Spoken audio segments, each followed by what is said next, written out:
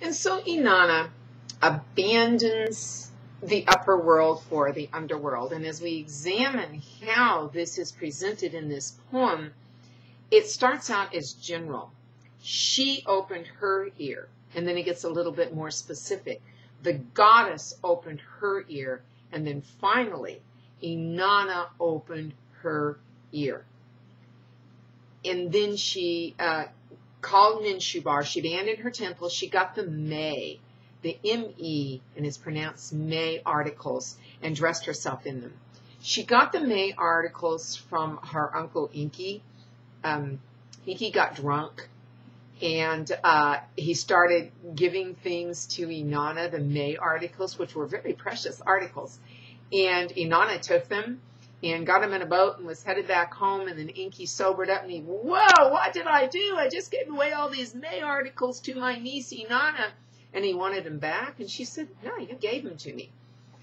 And so she became in possession of these articles. And they're like memes. They're like modern day memes. They embody cultural aspects of Sumeria. And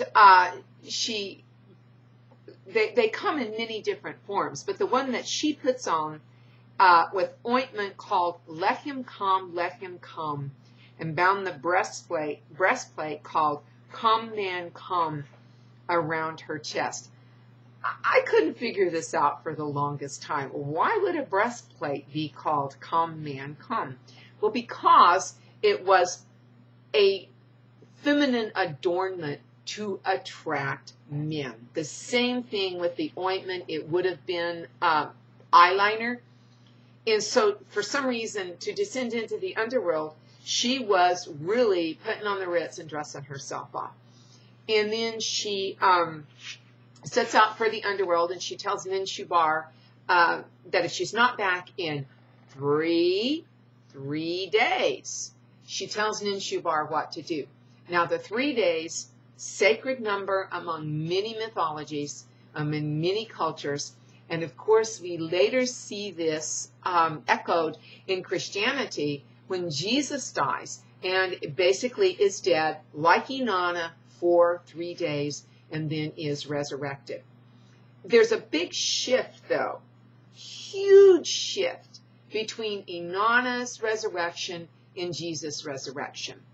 I'm not spilling the beans here when I say that after Inanna is killed by Ereshkigal and is brought back to life through the intervention of the Gala and the Kurgara, she can only leave Kur, which is the place of the Sumerian afterlife, if someone takes her place. Now, this person doesn't have to be willing.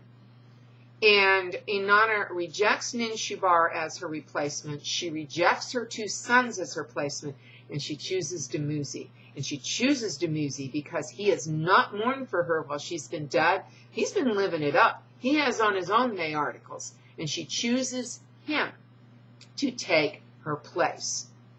Now, later in history, much later in history, when Jesus dies, it's exactly the opposite, because Jesus does not need someone to take his place in order to come back to life. He takes the place of his followers. Because he dies, other people can ascend to the underworld. Just like when Osiris dies and is brought back to life, it means that humans can go and live in Tuat. This is not what this story of Inanna is about. But she does set precedents that come later. Now, when she gets into Kur, and there are 7 gates, and Nettie is the gatekeeper, and she knocks on the gate, and Nettie says, who are you? And she says, I am Inanna, Queen of Heaven, on my way to the east.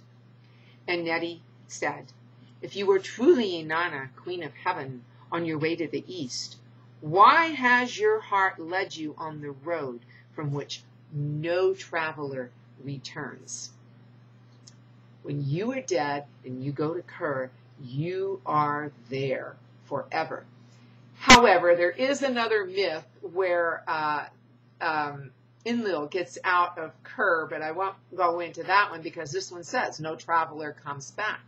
Inanna is going to be essentially the first. And Inanna says that she has come to witness the funeral rites of Gugalana, who is the husband of Ereshkigal, a.k.a. Nergal. But yet we never hear another thing about this funeral.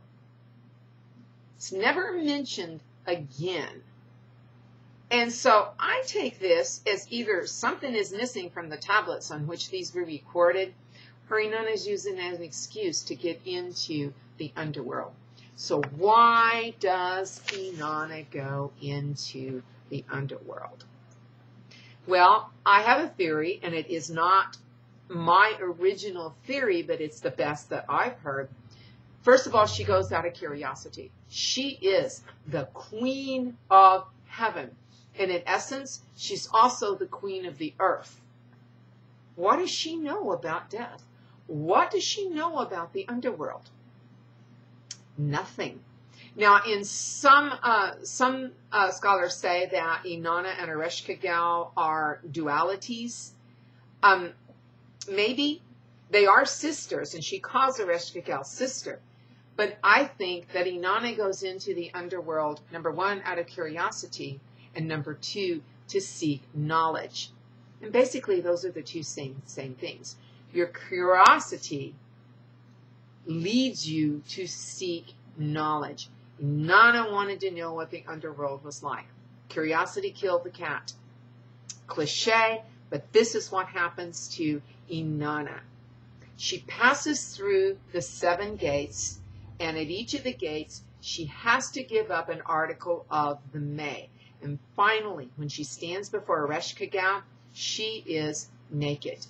And this is symbolic of every human on the face of the earth. You come into life naked, and you leave life naked. Even if you're buried in finery, you are stripped of everything in death.